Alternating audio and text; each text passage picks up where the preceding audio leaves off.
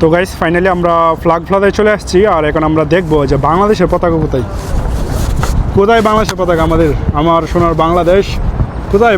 এই যে পেয়ে গেছি গাইস, ফাইনালি কিন্তু আমরা পেয়ে গেছি। তো আপনারা বলেন কোথায় বাংলাদেশের পতাকাটা আছে, আমি কিন্তু অবশ্যই জুম করে দেখাবো। এই যে দেখেন আমাদের বাংলাদেশের পতাকা, আমার সোনার বাংলা আমি তোমায় ভালোবাসি। এই যে দেখেন আমাদের বাংলাদেশের পতাকা।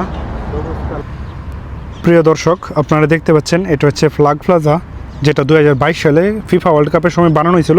এখানে কিন্তু পৃথিবীর প্রায় সব দেশের পতাকা আছে, আর এখানে কিন্তু আমাদের বাংলাদেশের পতাকা আছে, আমি আপনাদেরকে অবশ্যই দেখাবো। আর বর্তমানে আমি আছি কাতার একদম কুর্নিশে।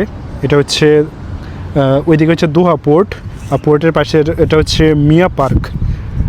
খুব সুন্দর পার্কটা, কিন্তু এখন আসলে কাজ শেষ হয় না, এখানে কিন্তু এখন কাজ চলমান। এদিকে কিন্তু কিছুদিন আগে মেনটেন্যান্সের কাজ চলতেছিল, এখনও চলতেছে। যে লাইটিং এগুলো কিন্তু এখনও কার্যকরী হয় না, এগুলোতে লাইটিং করা হয়েছে, আরও সৌন্দর্য বৃদ্ধি করা হচ্ছে পার্কের মধ্যে। তো আমরা এখন যাব এই ফ্ল্যাগ প্লাজায়।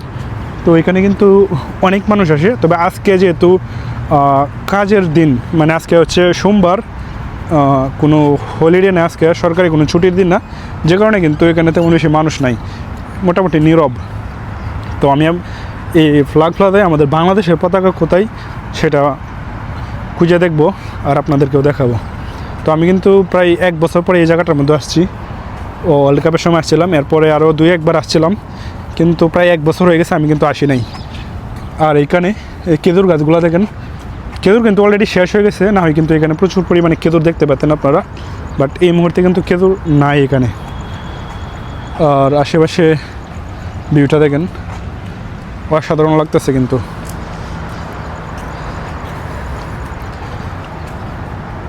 তো চলে আসলাম ফ্ল্যাগ প্লাজায়। এবার আমরা খুঁজে বের করব আমাদের বাংলাদেশের পতাকা কোথায়। যে আমার মামা বলতেছে বাংলাদেশের পতাকা হচ্ছে, বাংলাদেশের পতাকা কোথায় আছে একটু দেখো মামা।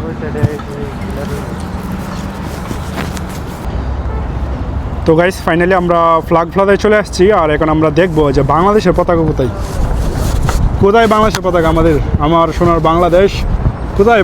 এই যে পেয়ে গেছি গাইস, ফাইনালি কিন্তু আমরা পেয়ে গেছি। তো আপনারা বলেন কোথায় বাংলাদেশের পতাকাটা আছে, আমি কিন্তু অবশ্যই জুম করে দেখাবো। এই যে দেখেন আমাদের বাংলাদেশের পতাকা, আমার সোনার বাংলা আমি তোমায় ভালোবাসি। এই যে দেখেন আমাদের বাংলাদেশের পতাকা। তো কাতার সরকারকে অসংখ্য ধন্যবাদ। এই পৃথিবীর অনেক দেশের পতাকা আছে এখানে আপনারা দেখতে পাচ্ছেন, সেখানে আমাদের বাংলাদেশের পতাকাটা আসলে স্থান পেয়েছে। তো বিদেশের মাটিতে আমাদের বাংলাদেশের পতাকাটা দেখা আসলে একটা সম্মানের বিষয়। দেখেন এখানে বাংলাদেশের পতাকা, সব পৃথিবীর অনেক দেশের পতাকা আছে। আর এইদিকে হচ্ছে ওই যে আর্জেন্টিনার পতাকা, আর আর্জেন্টিনা কিন্তু এই 2022 সালে ফিফা ওয়ার্ল্ড কাপ চ্যাম্পিয়ন ছিল। তো তাদের পতাকাটা দেখেন ওইদিকে।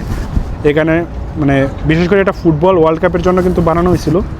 তো যেহেতু ওয়ার্ল্ড কাপের জন্য বানানো হয়েছিল, আর চ্যাম্পিয়ন দল হচ্ছে আর্জেন্টিনা, তো এখানে সর্বপ্রথম স্থান র্যাঙ্কিংয়ে থাকবে হচ্ছে আর্জেন্টিনার পতাকা, দেখতে পাচ্ছেন।